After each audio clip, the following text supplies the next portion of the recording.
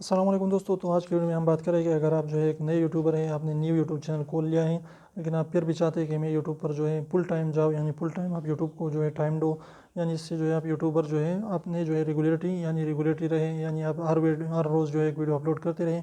तो इसके लिए सिंपल सा तरीका है, कुछ भी आपने मुश्किल नहीं करना।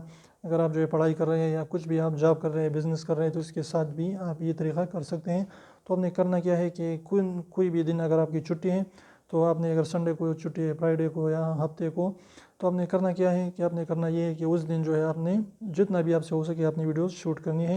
यानी 7 वीडियोस, 10 वीडियोस, आप 50 वीडियोस भी शूट कर सकते हैं। कोई भी मुश्किल काम नहीं है, तो आपने उसको शूट करना है।